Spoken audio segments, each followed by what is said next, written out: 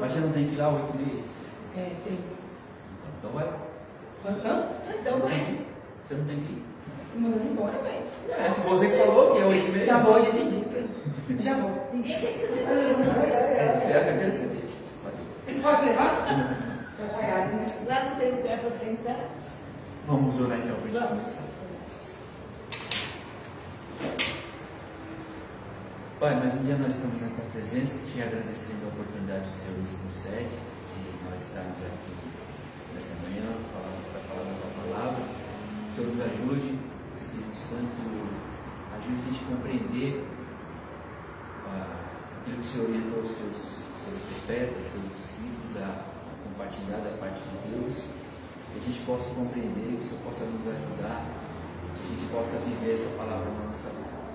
É o que nós pedimos em nome de Jesus. Amém. Opa, faltou o microfone. Falando da Fernanda, eu estou mais doido do que é. Rapaz, o Casim Maia. Na época do... Eu estou escrevendo na caneta.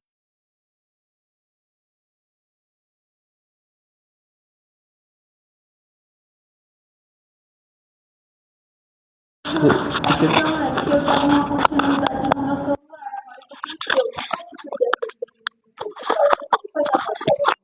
Entendi.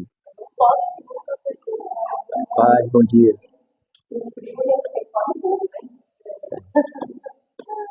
A gente vai seguir, então, vamos, na segunda aula do nosso tema escatologia individual. A gente falou na outra aula, vamos só relembrar. Primeiro a gente está estudando o ser humano. O que é o ser humano, de acordo com a Bíblia, para a gente poder entender qual é o seu destino após a morte. Tá? Então a gente viu que o certo é entender o ser humano como uma unidade psicossomática, né? Aqui, ó. Fala do homem como uma unidade condicional, no caso é o Huckman, né, que usa esse termo. Unidade psicossomática, que é um ser constituído de dois elementos, o elemento material e o elemento imaterial, certo? Psicossomática dá essa ideia, psico de psique, de alma, né? E soma de corpo, psicossomático. Então, um ser constituído de corpo, que é a parte material, e alma e ou espírito, que é a parte imaterial. Então, a gente viu algumas... Eu vou pular, porque eu vou falar depois. A gente viu, então, algumas formas ou algumas perspectivas em relação ao ser humano que os teólogos têm, né? Então, a gente viu a dicotomia, a tricotomia e o monismo, que eu nem coloquei aqui porque a gente rejeita de cara. Por quê? O que o monismo fala? O monismo fala que o ser humano, assim, quando o ser humano morre, a sua alma ou espírito morre junto com o corpo. Então, o corpo foi para a sepultura, a alma e o espírito também vão para a sepultura. Quer dizer, não existe uma existência após a morte do corpo, no monismo. E a Bíblia é muito clara em dizer para a gente que, de forma alguma, a alma morre junto com o corpo. O corpo morre e a alma ela permanece em estado de existência. Tá? Então, o monismo a gente rejeita logo. Filha, ajuda a ser sem celular, não esqueci. Tem um texto em Lucas, que eu estava com a referência, eu acabei esquecendo de anotar, que fala da ressurreição da menina, uma das primeiras ressurreições de Lucas, tá? Me ajuda a achar esse texto aí. Então, o que é a dicotomia? Trazendo um resumo aqui, diz, o ser humano é composto de duas partes, corpo e alma, sendo que alma e espírito são sinônimos, tá? Não são elementos distintos. Isso é o que a dicotomia diz, né? O ser humano é composto de duas partes, ok. A parte material, que é o corpo, e a parte imaterial. E essa parte imaterial, ela pode ser chamada de alma ou de espírito, porque é o mesmo elemento. Isso é o que diz a dicotomia, tá? As partes principais, corpo, parte física, achou?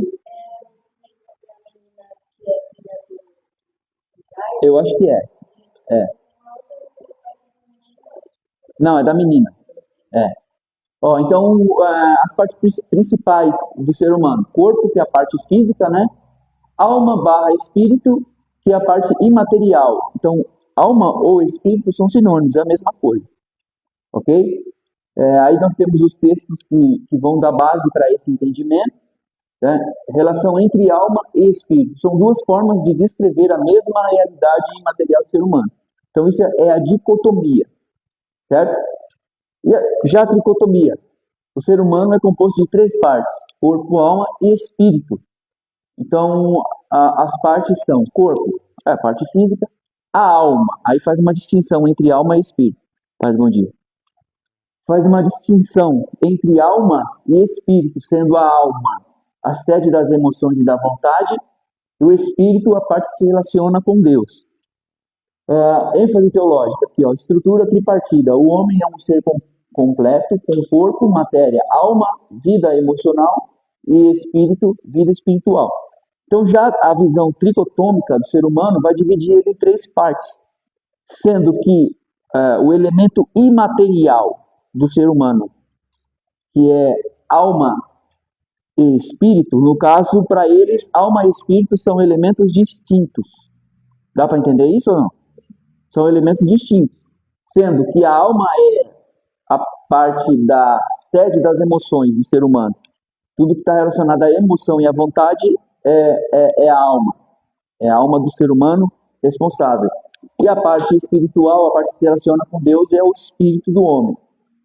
Certo? Então, assim, essas são as visões principais com relação à composição do ser humano. O que a gente vai adotar aqui para nossa lição? A gente não entende, não é que não entende, mas a gente vai evitar entender o ser humano em partes, porque o ser humano é uma unidade, e essa unidade é composta de parte material e imaterial, certo? Então, por isso que o termo psicossomático ele é mais assertivo em relação ao ser humano, à composição do ser humano. Por quê? É um ser que é constituído de 2 partes, uma parte material e uma imaterial. E a parte imaterial, ela pode ser alma e espírito, sendo que alma e espírito são sinônimos para um mesmo elemento imaterial, ou pode, de fato, ter essa distinção. A alma é responsável pela vontade, pelas emoções, e o espírito é aquela parte que se relaciona com Deus. Nesse ponto, a gente não vai entrar em detalhes, tá? Então, eu vou me referir ao ser humano como sendo uma unidade psicossomática. O que é isso? É um ser que é composto de uma parte imaterial e uma parte material, certo? E essa parte imaterial do ser humano eu vou chamar de alma. Tudo bem? Tá? Ah, mas é alma e espírito. Então tá bom. Para você tá tranquilo, é alma e espírito. Mas eu vou chamar de alma, para efeitos didáticos. Ok? Achou, Fia? Então, ó, resumindo, o que é o ser humano? Para efeito do nosso estudo aqui, o ser humano é uma unidade psicossomática constituída de elemento material que é corpo, e também constituído do elemento imaterial que é a alma ou espírito, ok? Isso é o ser humano. Então, quando eu me referir ao ser humano, eu estarei falando que ele é uma unidade psicossomática. E a parte material é o corpo e a imaterial é o espírito ou alma. Combinado assim? Achou? Onde é que está? Você fala da ressurreição, que Jesus orou. Né?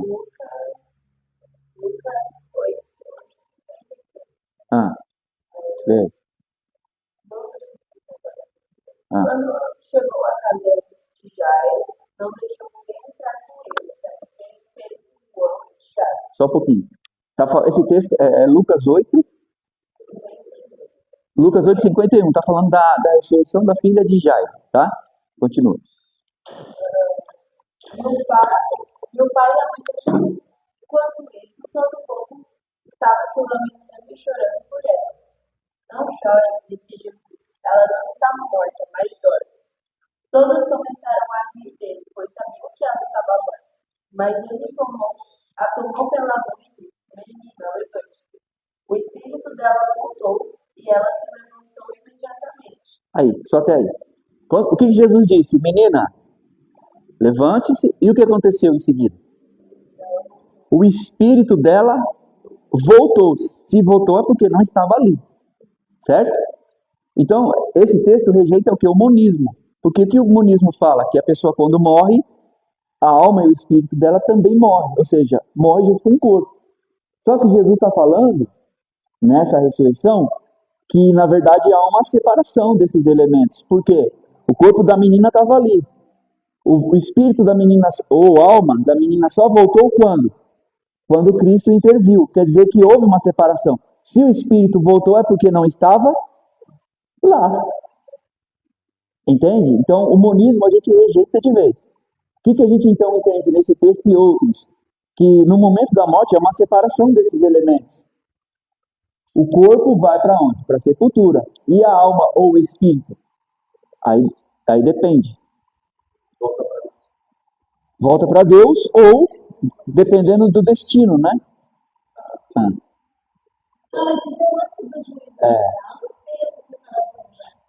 Nós vamos chegar lá. Pelo que você falou, você está se referindo ao fôlego de vida que Deus puxa de volta. Não ter uma separação, até pontual, porque existem momentos que a vida trabalha de forma pontual, Isso a gente tratou nas outras aulas, porque a gente tem essa perspectiva dicotômica e tricotômica.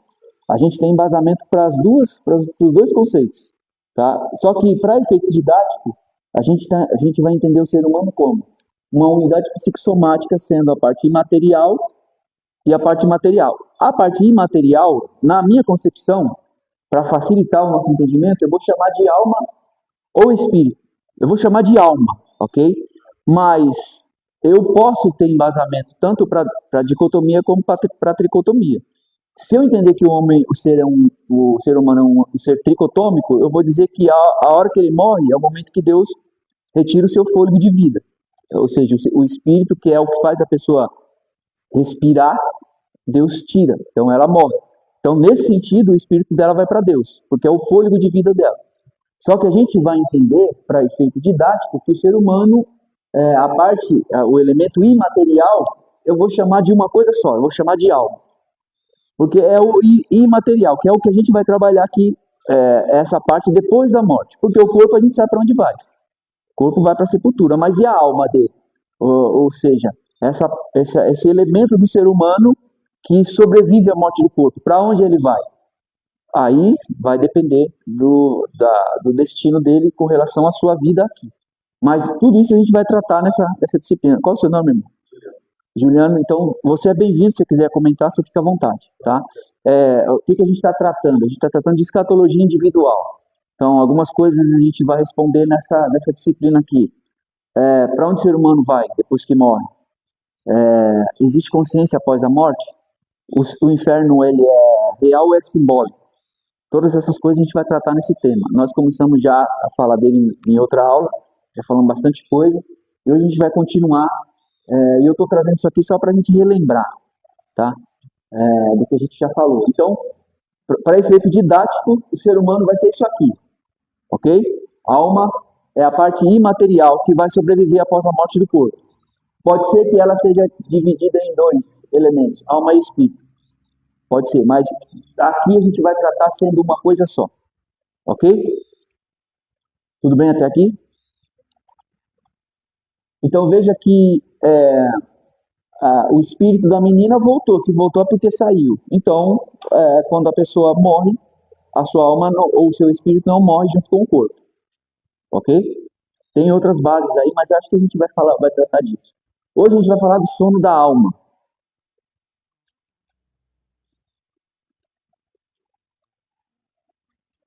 A expressão bíblica dormir ou adormecer é usada quando se refere à morte como uma figura de linguagem e apenas em relação ao corpo.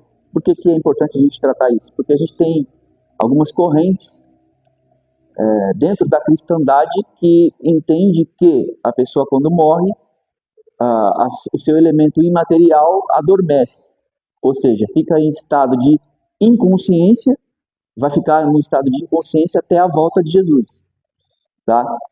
É como se a pessoa estivesse dormindo. Ela não tem consciência alguma. Ela simplesmente morreu e ela só vai despertar agora quando Jesus voltar.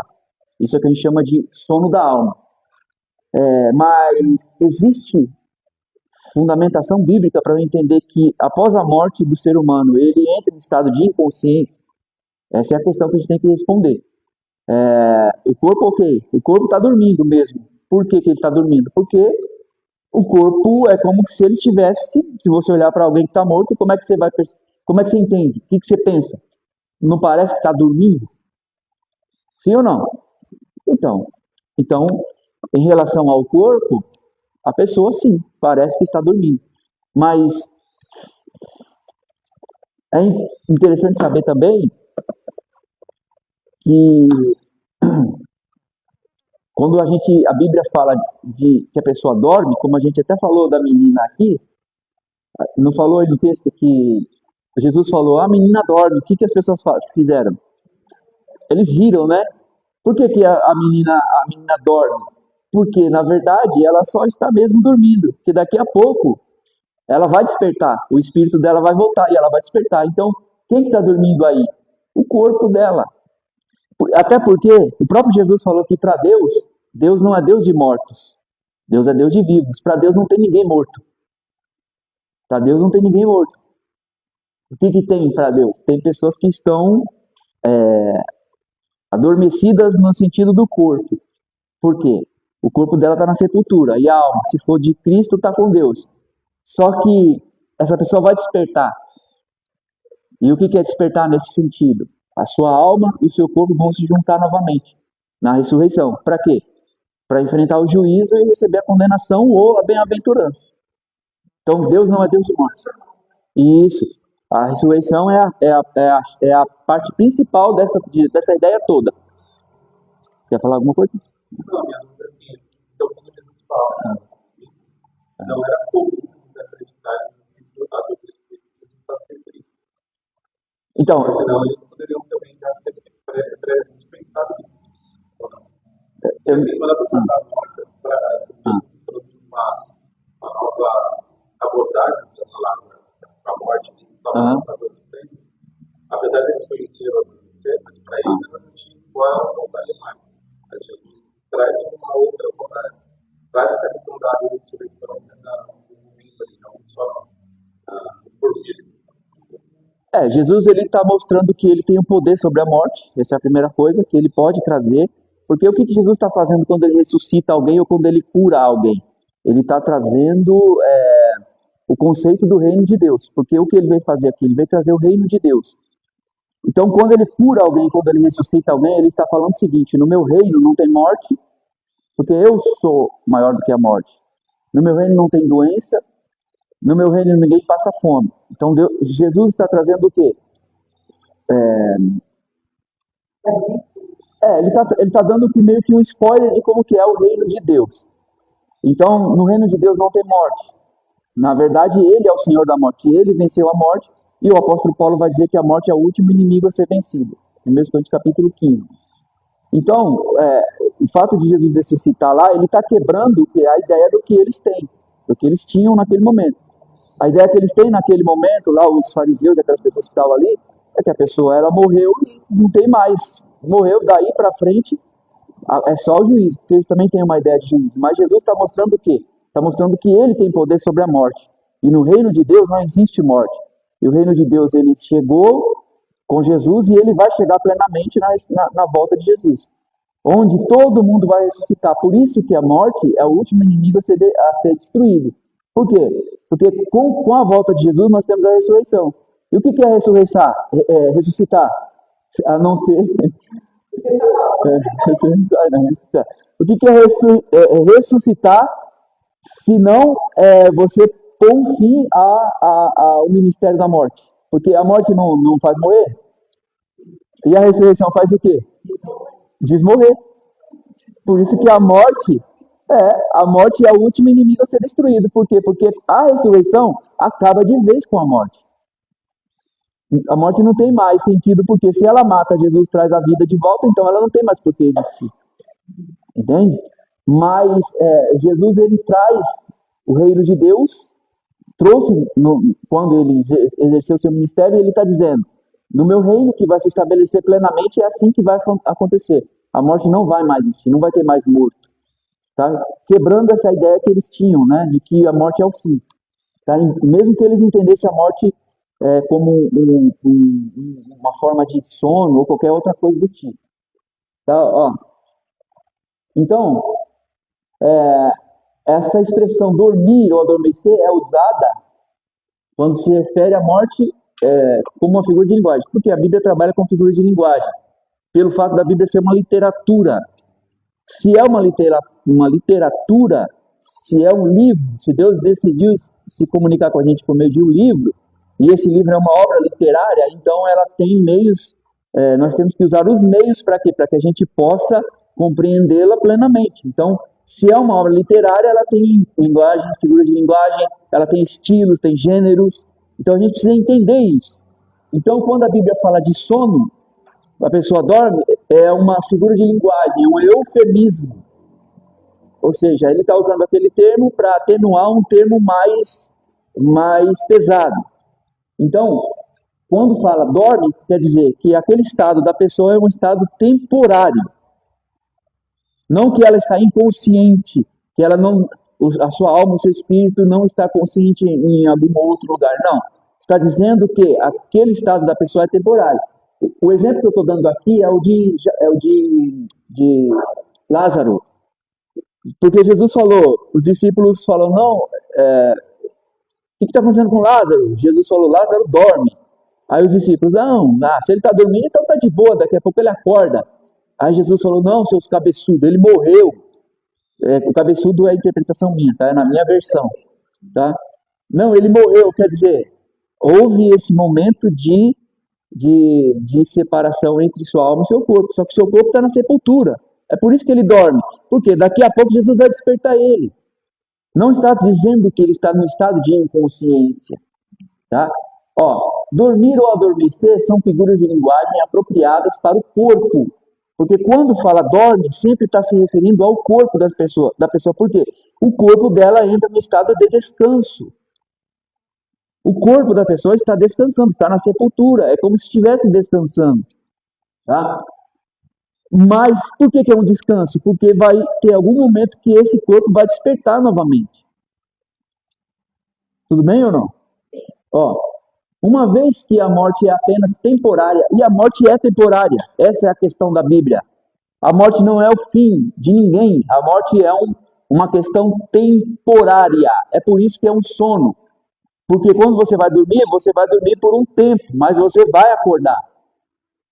Não é isso? E a morte em relação como é que a Bíblia aborda a morte? Como um estado temporário, aguardando apenas a ressurreição, ocasião em que o corpo será despertado. Então, sono é sempre em relação ao corpo. O corpo vai ser despertado como? Porque a sua alma, o seu espírito vai retornar para o seu corpo. E ele vai ressuscitar num corpo indestrutível, imortal, incorruptível. Além disso, tanto o ato de dormir quanto a morte possuem a mesma postura. O corpo permanece deitado. O corpo que deixamos por ocasião da morte dorme, mas o elemento imaterial, e quando eu falar desse elemento imaterial, que pode ser alma ou espírito, eu estou me referindo ao quê? Do ser humano? Personalidade, ser, consciência. Esse é o elemento imaterial do homem. O elemento material é o corpo. E o elemento imaterial que compõe essa unidade é responsável pelo quê? Pela personalidade da pessoa, pelo ser da pessoa, pela consciência da pessoa. Eu poderia ter colocado aqui também pela a existência da pessoa, a questão do espírito, que faz a pessoa viver, o fôlego de vida. Certo? Então, esse elemento imaterial encontra-se em estado de consciência, porque é isso que a Bíblia mostra, seja na bem-aventurança ou no tormento. Então, morreu. Beleza, morreu. O corpo vai para a sepultura. Ok. E a pessoa, o elemento imaterial, que é a personalidade, ser a consciência dela, vai para onde? É isso que nós estamos estudando. Ou vai para a bem-aventurança, ou vai para o tormento. Mas estará consciente. Então não está dormindo quando o corpo dorme, junto com o corpo. Não, o corpo sim está dormindo, mas a sua personalidade, a sua consciência, o seu ser, ele está acordadinho. Onde? Aí a gente vai ver o destino, os dois destinos que a Bíblia aponta. Ok? Vejamos. Então vamos ver na Bíblia isso aqui que eu estou falando. Porque o que importa é o que a Bíblia diz, não o que eu penso. Ok? Nem o que eu penso, nem o que eu interpreto, mas o que ela diz.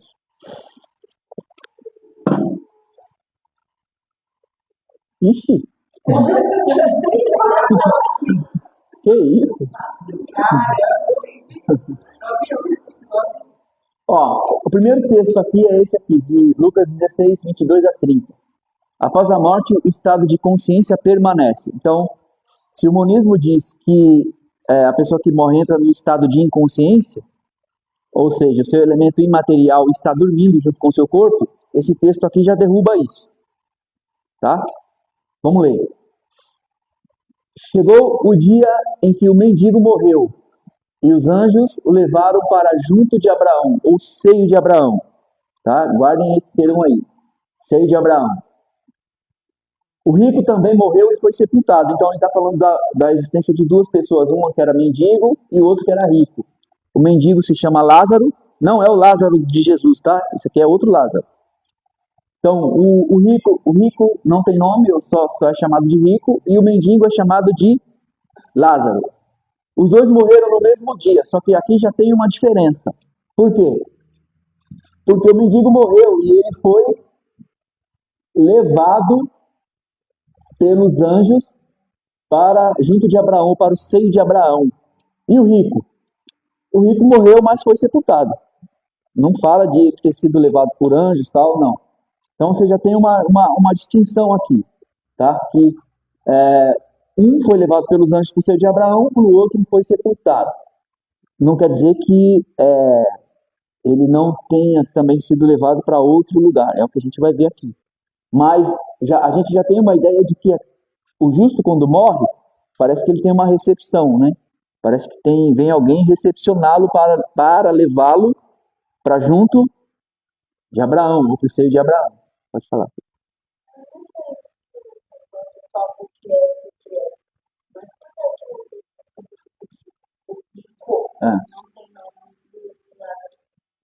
Então, é uma boa pergunta.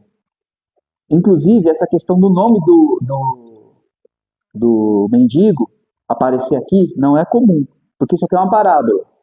Muitos dizem, né, que é uma parábola. Beleza, o que é uma parábola mesmo? Lembra que a gente falou que a Bíblia é uma obra literária, por conta disso a gente precisa encontrar nela as suas figuras de linguagem? Parábola é uma figura de linguagem. É um método, um meio pelo qual Jesus usava para quê? Para ensinar verdades espirituais. Então, o que é uma parábola? Ele pega elementos comuns do dia a dia das pessoas, contava uma história para as pessoas e, por meio da comparação, ele ensinava verdades espirituais. Ou seja, ele pegava elementos concretos que as pessoas conheciam, porque a mente do judeu é uma mente concreta. A abstração é mais para a gente que é do Ocidente. Para eles a cabeça deles é concreta. Tipo assim, sabe esse ditado que a gente fala, a união faz a força? Tem esse ditado que a gente usa, né? O que quer dizer a união faz a força? Quer dizer que o ajuntamento das pessoas vai gerar força suficiente para resolver determinada coisa. Mas é só o ajuntamento, a união das forças das pessoas vai resolver isso. Um judeu já diria esse ditado assim, ó. 2 cachorros matam um leão. Enquanto que a gente usa a união faz a força, a união é abstrato. E força também. Eu posso dizer a mesma coisa, dizendo que 2 cachorros é concreto, matam um leão é concreto? Então, essa é a diferença. Então, eles têm uma mente mais concreta. Então, por que Jesus usa parábola? Porque a parábola vai usar elementos que eles conhecem, só que Jesus comparando, ele vai ensinar verdades que são abstratas, espirituais. Isso já consegue chegar. Exatamente. Eu acho que é o que está de valor. Lá enquanto ele era mais importante, o pobre não. E quando fica longe do pobre, ele está Ele inverte, ele está invertendo, exatamente. Porque assim, a gente tem que ler o texto todo, aí a gente vai chegar a essa conclusão. Mas o que ele está fazendo é exatamente isso. Ele está falando, ele está mostrando assim, na vida, na sua vida aí na Terra, o rico é o cara importante. O rico é o que tem posse. Só que com a morte e a existência nessa nova realidade, as coisas se inverteram. O mendigo tem nome, o rico não. O mendigo vai para o seio de Abraão, o rico não. Ok? Vamos lá, vamos seguir. O rico também morre e foi sepultado. No Hades, outra palavra que vocês têm que marcar, Hades. O que é o Hades? Veja que enquanto o mendigo está no seio de Abraão, ou dentro de Abraão, o rico está onde? Ó, no Hades, onde estava sendo atormentado, ele olhou para cima e viu Abraão de longe, com Lázaro em seu lado. Então, outra coisa a gente já começa a perceber aqui, ó. Houve uma distinção, uma separação, né, na morte dessas duas pessoas aqui. Lógico que o corpo do rico foi para a sepultura e o do Lázaro também, muito provavelmente, só que o elemento imaterial, tanto do Lázaro como o rico, assumiram destinos, só que destinos diferentes. Por quê? O Lázaro foi para o seio de Abraão, ou para junto de Abraão. E o rico, para onde? Para o Hades. O que é o Hades?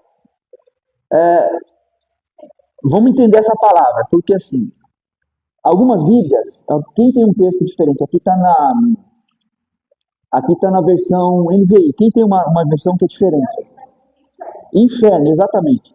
Boa, inferno. Você vê que as Bíblias mais antigas, elas traduzem esse termo Hades como inferno. Não só Hades, mas Sheol ou Seol como inferno, Tártaro como inferno e Guiena como inferno. Por quê? A palavra inferno é uma palavra polissêmica. Uma palavra polissêmica que ela pode ser usada tanto para Hades, como para Sheol, como para Tártaro. Só que são palavras diferentes no original. Então o que é o Hades? O Hades aqui é o mundo dos mortos. É o lugar de tormento. A Bíblia tem outro termo que se refere ao submundo, que está lá em 2 Pedro 2,6, se eu não me engano, que é o termo original lá é Tártaro. O que é Tártaro? Tártaro é um termo emprestado da mitologia grega, que era o lugar onde se prendiam os titãs. Era uma prisão. Pedro usa esse termo Tártaro para dizer que alguns anjos estão presos lá. Só que a Bíblia traduz também como inferno. Oi? E são lugares distintos. Então, ó, a gente tem na Bíblia Sheol, ou Sheol, Hades, Tártaro e Guiena. 5 locais diferentes. E a Bíblia traduz, as Bíblias mais antigas traduz tudo como inferno. Aqui nessa versão, ele já traz o termo original. E o termo original é Hades. E o que é o Hades? Lugar de tormento. Eu posso dizer que é um tipo de inferno, mas não é um inferno final.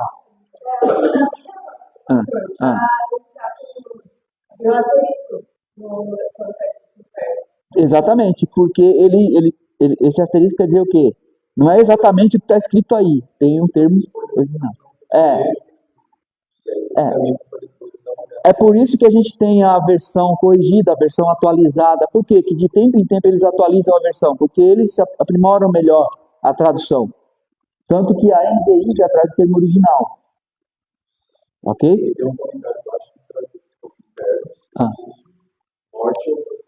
Exatamente. Por quê? Outro termo interessante. Porque dependendo do contexto, vai se referir ao lugar de tormento ou à sepultura, principalmente o termo Sheol no Antigo Testamento. O termo Sheol ele pode estar se referindo ao lugar para onde os mortos vão, ou pode estar se referindo unicamente à sepultura. A pessoa morreu e foi para o Sheol, quer dizer, ela foi enterrada, foi sepultada. É o contexto que vai dizer o que esse termo está querendo dizer. No Sheol, então, o que ele quer dizer? Ele está querendo dizer que o Sheol ali é o lugar dos mortos? É o lugar de tormento? Ou é somente a sepultura? É o contexto que vai dizer. Mas só para a gente entender, eu vou trazer na outra aula esses termos, tá?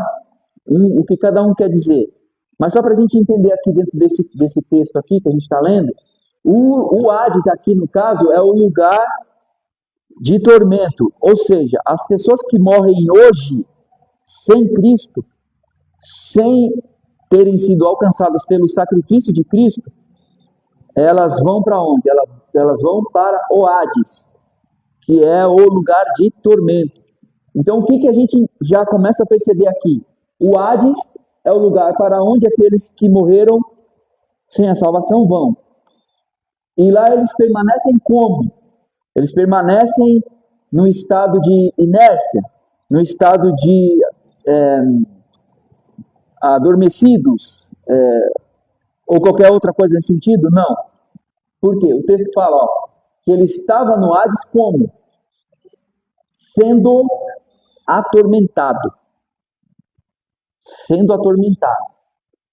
Ele olhou para cima e viu Abraão de longe, com Lázaro em seu lado. Outra coisa, ele, além de não estar no estado de inconsciência ao dormindo, ele está acordadinho ali, ele está sendo atormentado e ele ainda sabe, ele ainda lembra, ele ainda reconhece Lázaro.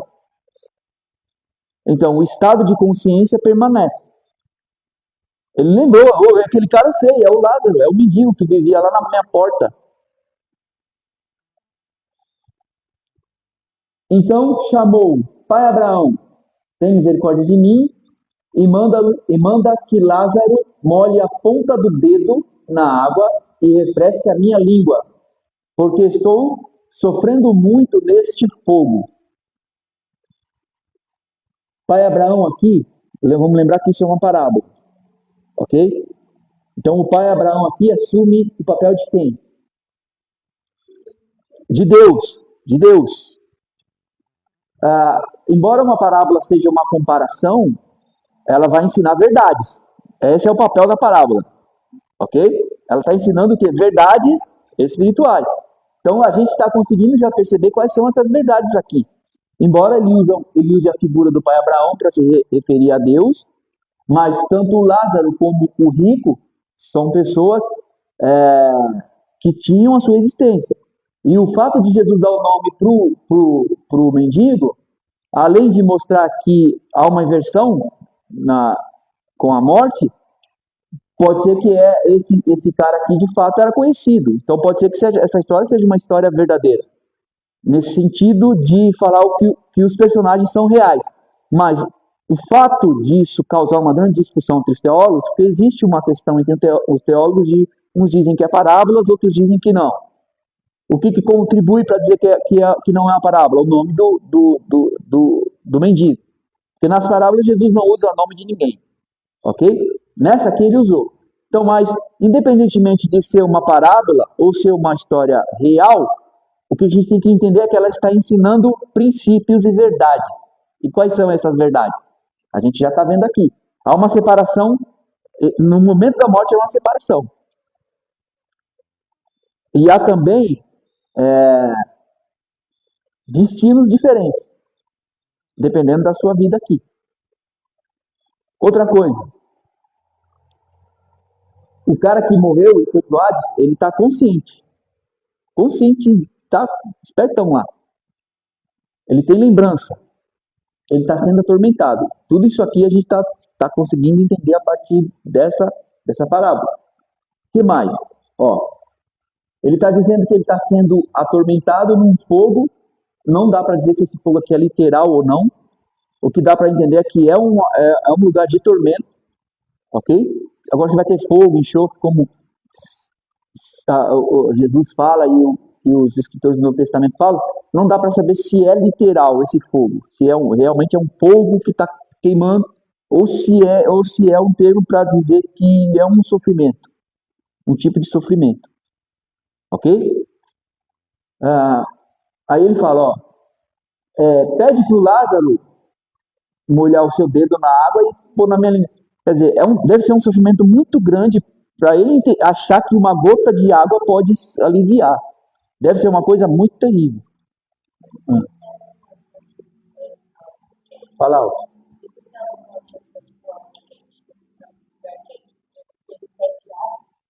Então, a questão pode ser que seja de fato um lugar que é quente, que traga essa sensação de quentura, né? De calor, pode ser uma linguagem figurada para dizer que é um tormento. Agora, não dá para a gente afirmar, é quente, vai ter o fogo do inferno, vai estar queimando. Não dá para eu levar isso literalmente. O que eu posso entender com isso é um lugar que vai ser de sofrimento. É isso. Tá? Agora, o fogo pode estar sendo usado, por quê? Porque o fogo causa um sofrimento para aquele que está sendo queimado. Não é? Pode ser. Mas o que eu tenho que saber? É um lugar de sofrimento, que vai afetar todos os seus sentidos. Ok? Inclusive, ele pode também estar se referindo a uma questão de um sofrimento no entendimento, na mente. Pelo fato dele lembrar do cara, dele lembrado do mendigo e falar, poxa, eu poderia ter feito alguma coisa por ele. E isso meio que vai ficar atormentando ele, causando um certo tipo de sofrimento, de remorso, de culpa. Isso, exatamente. Também pode ser um aspecto de sofrimento. Você ter a lembrança de saber que você poderia ter feito e não fez. É um aspecto de sofrimento. Vocês estão entendendo, não? Ó, mas Abraão respondeu, filho, olha quanta coisa essa parábola está trazendo. Filho, lembre-se de que durante a sua vida você recebeu coisas boas, enquanto que Lázaro recebeu coisas más. Para a gente entender essa frase aqui, você tem que ler o capítulo todo, tá? Porque essa parábola ela faz parte de um contexto onde Jesus está batendo de frente contra os fariseus que eram arrogantes, que eram... como é que é a palavra aquelas pessoas que são ricas e humilham os outros? São soberbos, o que mais? Poxa, me fugiu o termo. Esses ricos aqui, eles achavam que pelo fato deles terem dinheiro, eles podiam tudo. Não ajudava ninguém, não tinha misericórdia de ninguém. Eles colocaram avareza. Avareza, acho que é a palavra. Avareza. Eles tinham e eles não compartilhavam. Então, tem que ler essa parábola dentro do contexto todo, tá? Por isso que ele fala aqui, ó. Você, a sua vida toda, você tinha posses, você tinha bens, só que o mendigo estava na tua porta pedindo esmola para você, queria comer as migalhas que caíam da tua mesa e você não dava nada para ele. Está falando do quê? Avareza. Achar que pelo fato de você ter posses, você pode tudo. Pode ignorar a misericórdia. E Lázaro teve uma vida muito difícil. Agora, porém, ele está sendo consolado aqui e você está em sofrimento. Além disso, entre vocês e nós há um grande abismo. Olha outra verdade aqui, ó. De forma que os que desejam passar do nosso lado para o seu, ou do seu lado para o nosso, não conseguem. Então, o que ele está dizendo? Não tem como alguém que está na condenação sair dela e ir para a bem-aventurança. E o contrário também é verdadeiro. Não tem como alguém que está na bem-aventurança sair de lá e ir para a condenação. Quer dizer, após a morte, o estado é eterno. Não tem alteração mais. Após a morte não tem mais alteração. É por isso que em Hebreus 9, 27, quem pode ler para mim, por favor? Diz o que está dizendo aí. 27.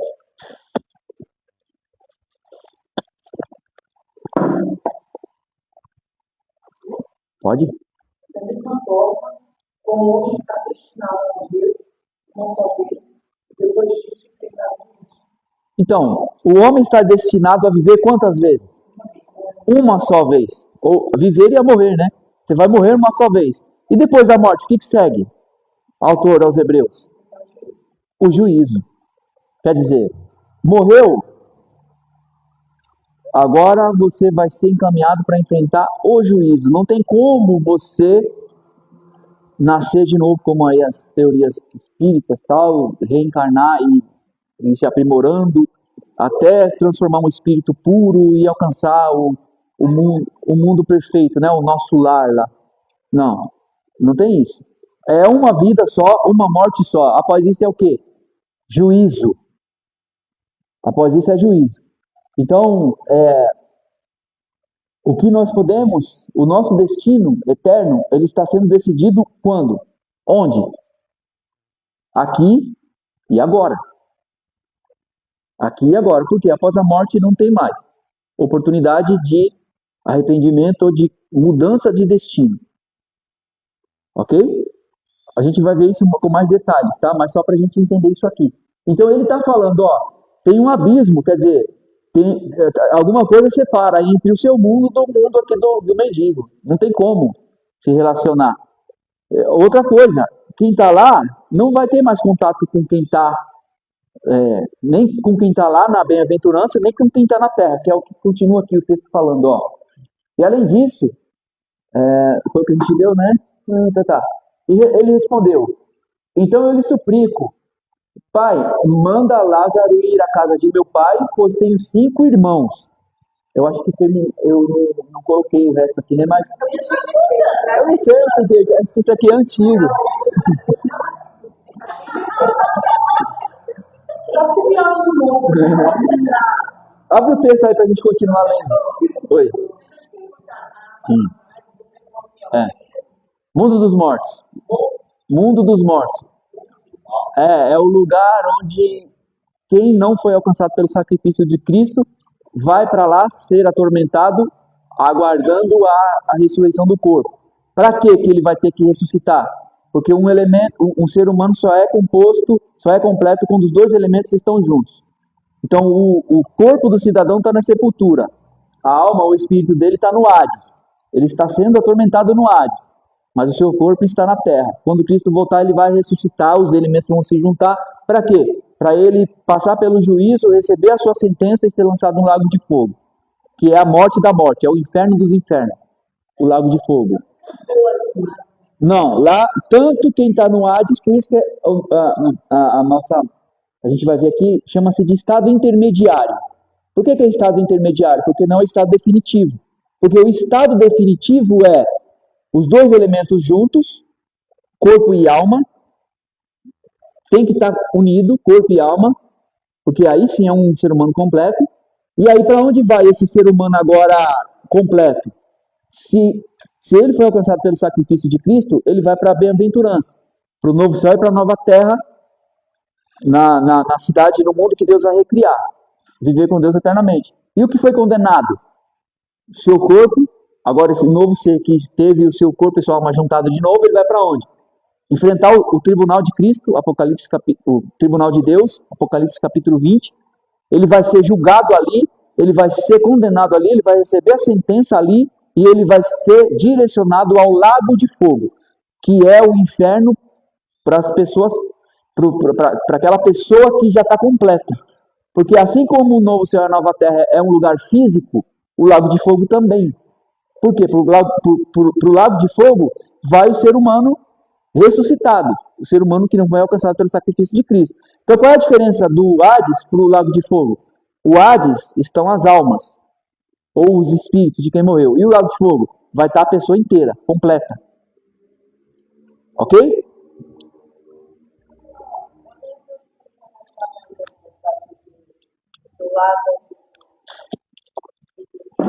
Ah.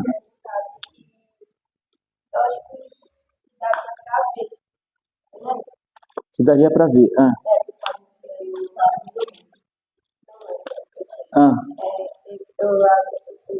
Tipo, conseguiu ver um lado lá.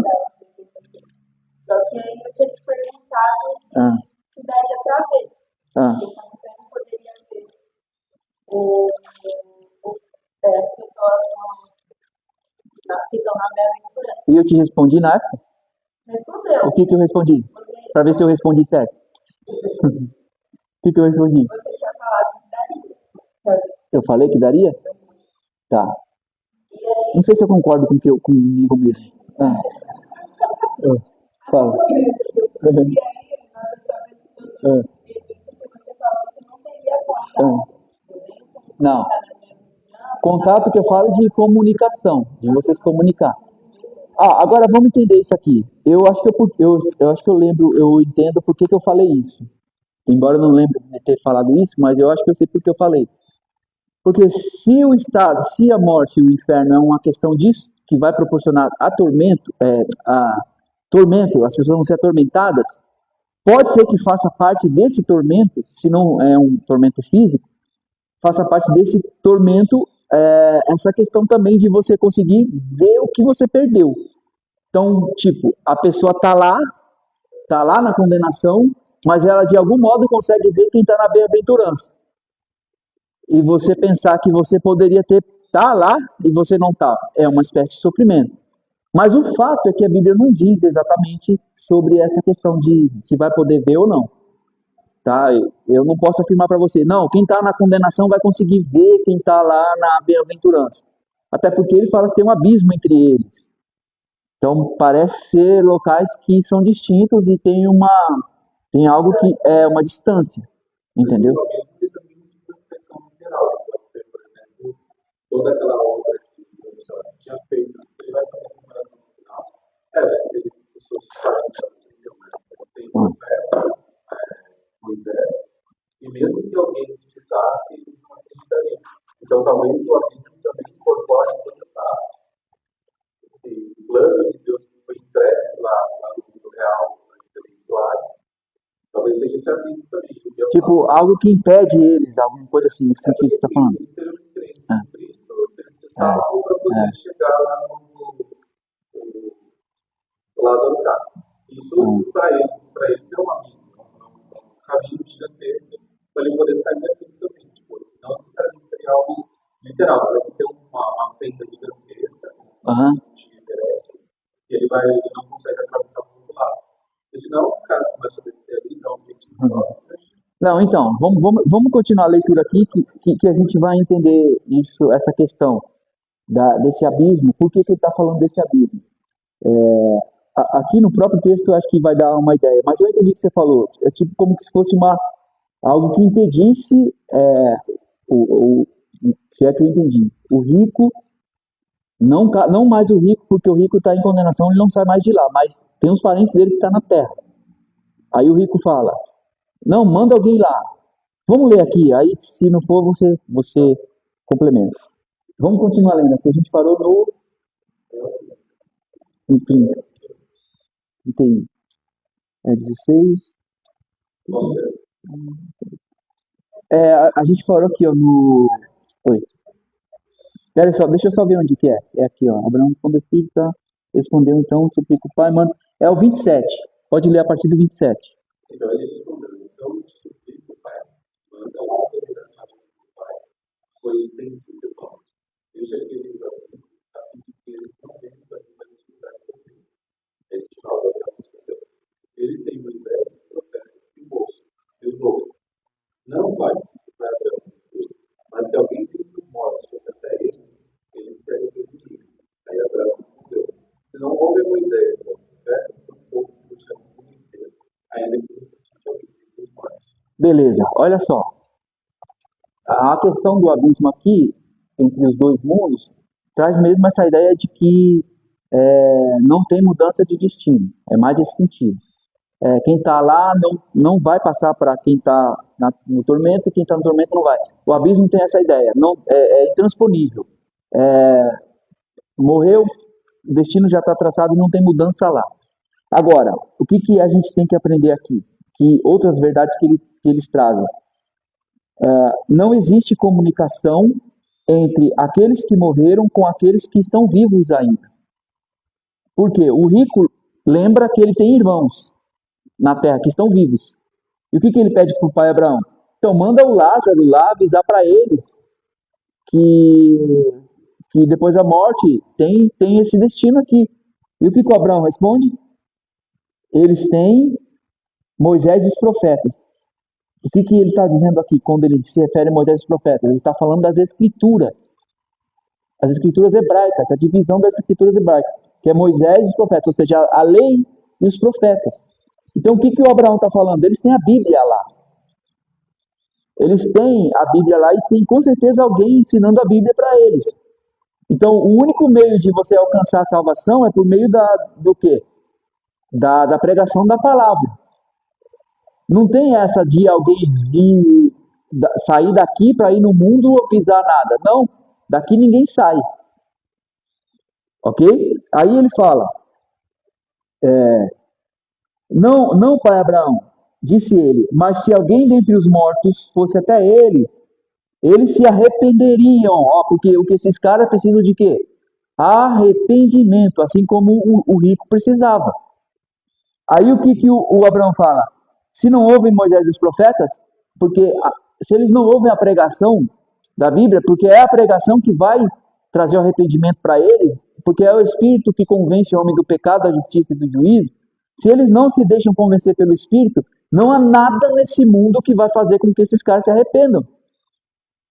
Não há nada. Porque é o Espírito que promove isso. E mesmo que alguém ressuscite dos mortos e for pregar para eles, eles não vão dar ouvido. E isso aconteceu, essa é a questão. Lázaro não ressuscitou? O que quiseram fazer com Lázaro depois disso? Matar ele de novo.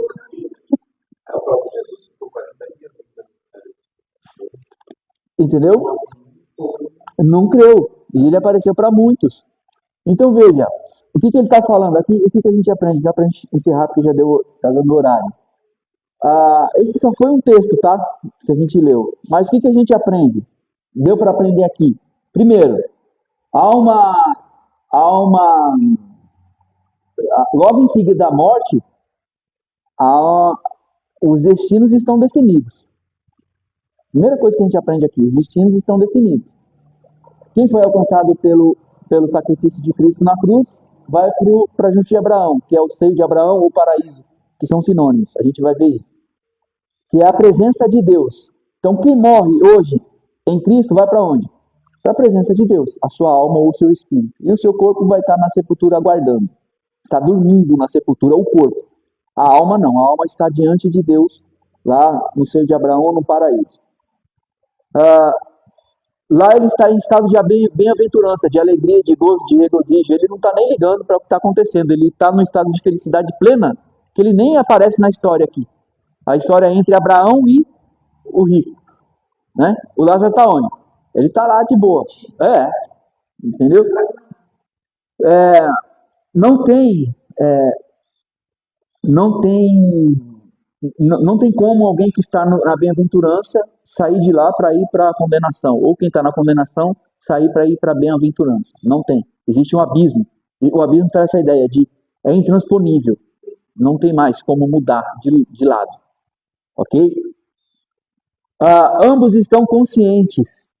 Tanto Lázaro como o rico. E o rico deixa claro que ele sabe quem ele era. Ele sabe que ele tem irmãos.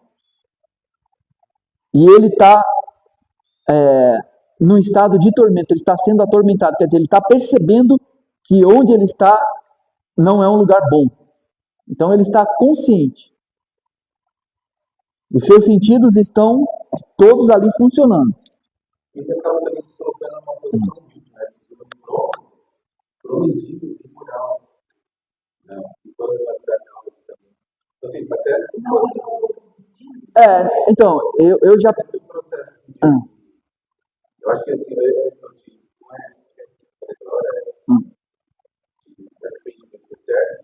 eu acho que ele meio que entende as lógicas, as coisas, ele até um crédito. Eu estou pensando que parece que o cara, ele assume agora uma posição maior do que a dele, aí ele pede um forma meio que para olhar a língua dele, ele vai para branco. Mas então, eu já vejo isso numa outra perspectiva.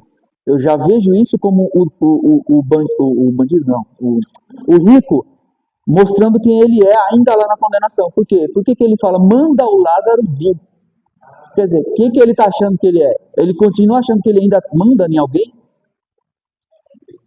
Entendeu?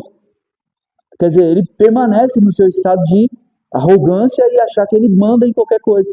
Pai Abraão, manda o Lázaro vir aqui. Entendeu? Na verdade, ele sempre tratou. Não, ele sempre tratou o Lázaro assim, manda. Aí o Abraão deveria ter falado, mano, você acha que você é quem? Oh.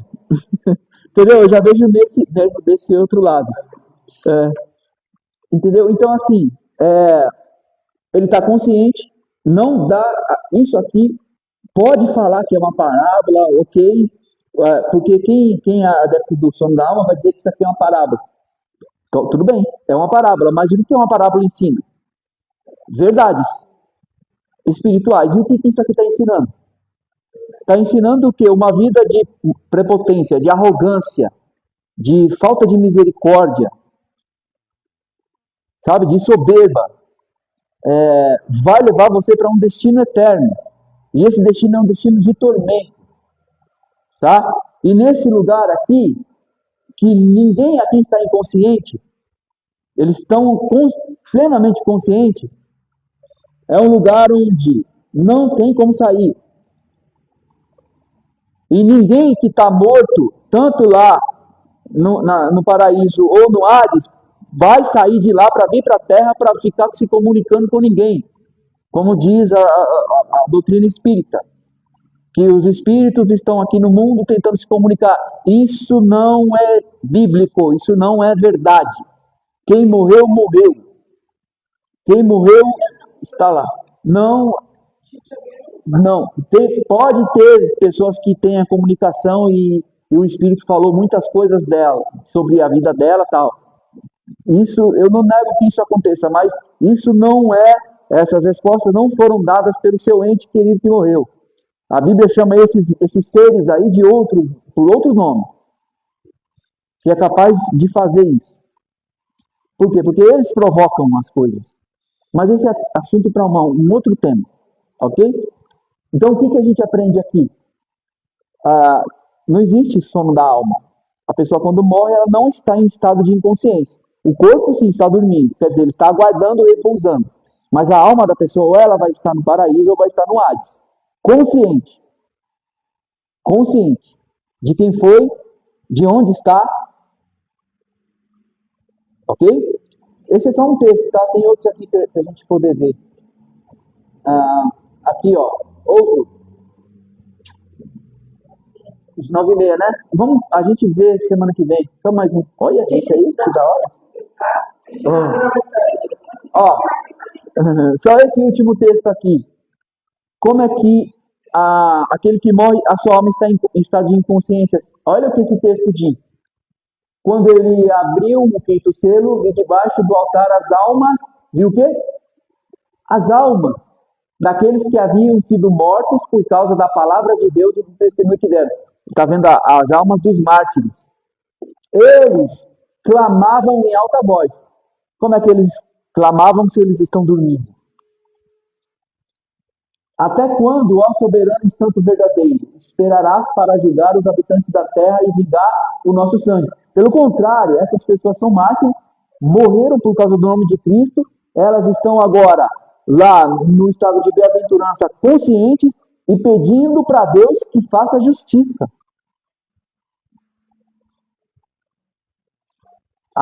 Eles clamavam, quem? Quem clamava? As almas.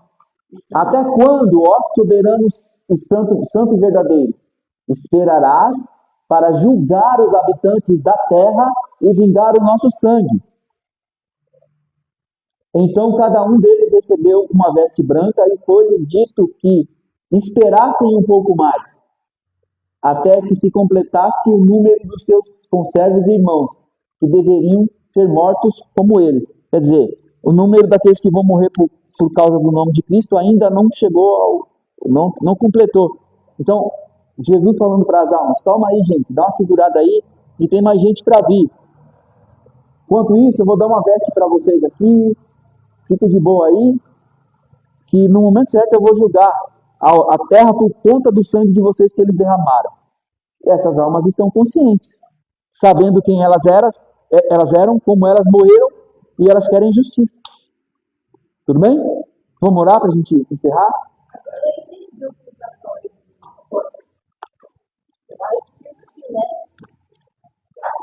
Nós vamos falar do purgatório. Vamos falar. Então, a gente tem o nosso irmão Juliano, que está vindo aí, você fica à vontade quando quiser vir. A aula é nessa pegada aqui mesmo, tá? Como que a gente recebe nosso irmão? Amém. Eu sou Hamilton, tá? Sou o professor Hamilton. Pode me chamar de Hamilton mesmo. Mas não comigo, né? Com outro. Isso, foi ceia. Tá? Foi conferência. Domingo retrasado foi ceia e domingo passado conferência. Tá? Então é isso. Então vamos orar para a gente ir lá tomar café. Pode orar, Fernanda, por favor.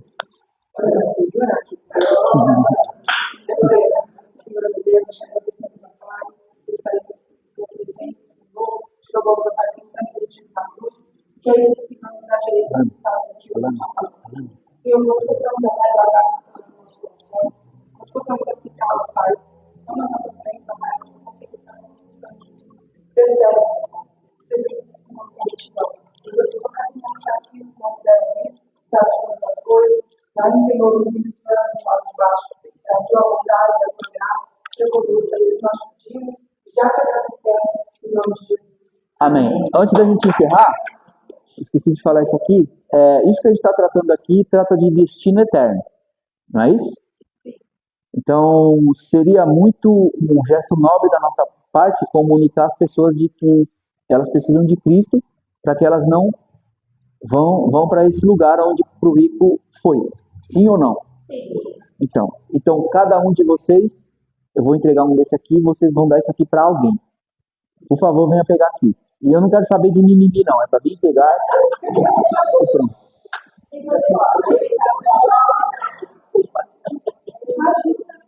Entrega para alguém. Fala assim, ó. Toma para você aqui, ó. Nunca te dei nada. Toma isso aqui para você.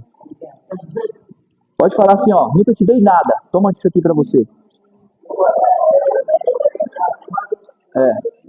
Na verdade, é um dever do cristão, é esse, né? Nunca te dei nada, meu amigo. Toma isso aqui para você. Vamos tomar café, tá? Pega lá.